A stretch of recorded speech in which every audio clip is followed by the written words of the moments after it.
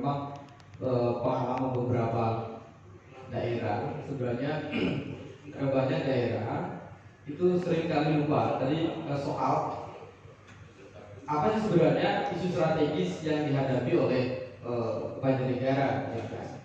Hari ini misalnya kalau kita kembali secara kasusik atau membaca data di Banjarnegara, beberapa komponen pembentuk inflasi daerah itu harusnya sudah dirumuskan, bahkan sudah disodor oleh pemerintah, oleh eksekutif kepada DPRD pada saat baik pembahasan UAPPS maupun menjelang penetapan raperda ini di dalam nota pengantar bupati. Nah, menjadi unik adalah Banjarnegara kan PJ bupati, Banjarnegara PJ bupati, yang tentu di dalam spektrum kepentingan politik abu-abu, ya. Dia menjalankan mandatori kepemimpinan politik, tapi wajahnya birokrat. Otomatis di dalam pelaksanaan kepentingannya itu adalah menjaga stabilitas kebirokrasian. Artinya PJ itu menjalankan mandatori, dia sebagai birokrat. Ya. Beda dengan politisi.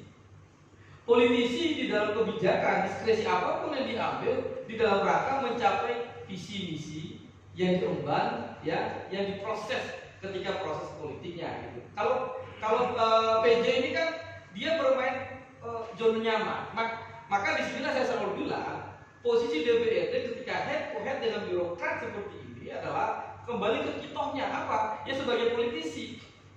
Nah, menjadi problem adalah ketika perdebatan di KUAPPAS, NKPD, apalagi menjelang APBD ini, nalar politik para politisi itu terkungkung di dalam area yang administratif, bahkan teknokrasi di dalam pembahasan. Contoh misalnya begini, tadi Gatri sudah menyampaikan, kalau kemudian pokil itu menjadi pokok di dalam perdebatan kita bernarasi berbahasa APBD, maka spektrum kewenangan APBD itu hanya pokil.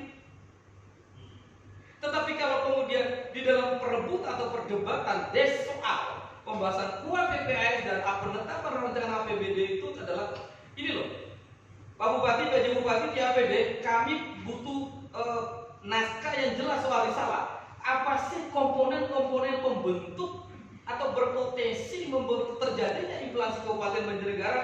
Mana coba di simetris.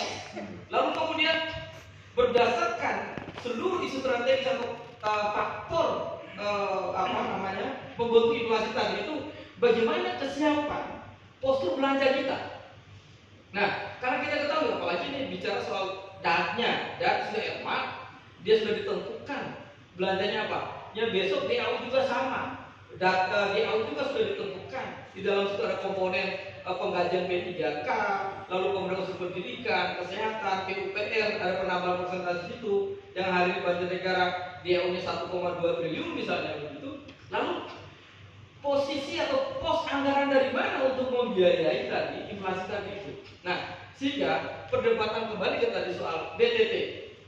BTT ini itu bukan kehendak pemerintah pusat sebenarnya. Kalau kita mau jujur dilihat narasinya, BTT itu justru hanya pemerintah pusat berdasarkan Permendagrinya atau surat edaran itu, dia hanya mengeluarkan instrumen daerah di dalam nomenklatur APBD itu harus ada BTT-nya. Perkara berapa besarnya itu adalah kesepakatan politik.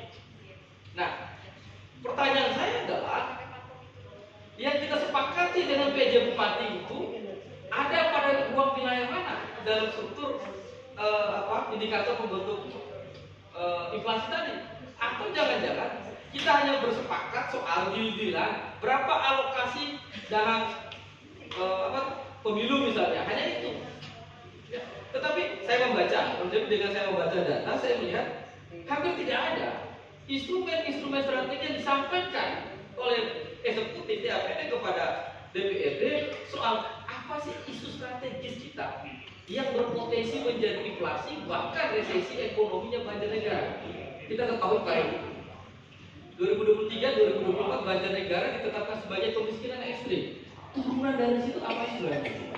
Sehingga saya cukup optimis sebenarnya dengan kondisi Banjarnegara hari ini, bupatinya di PJ, lalu kekuatan politik yang ada di DPRD mengambil alih spektrum area kekuasaan itu untuk mendrive kemana benjolannya APBD itu, ya. Jadi tahun politik ya partai politik dan DPRD lah yang ini. Jangan sampai kemudian karena berpotensi Pak. Hari ini banyak PJ dengan dia memegang kekuatan APBD berpotensi besok nyalon dan lain-lain. Ada banyak kasus gitu di Indonesia. Awalnya PJ kemudian karena merasa nyaman memegang kendali tadi itu lalu kemudian maju. Nah, ketika proses mengamputasi dari perjalanan politik Bapak Ibu semua menurut saya lah yang rugi DPRD menurut saya. Yang rugi rakyat yang diperhatikan. Mungkin itu sebagai closing dari saya. Terima kasih Pak Heru sudah rawu. Aplaus untuk narasumber kita. Baik, dengan berakhir sesi ini mohon izin pimpinan Pak Ketua, Pak Wakil.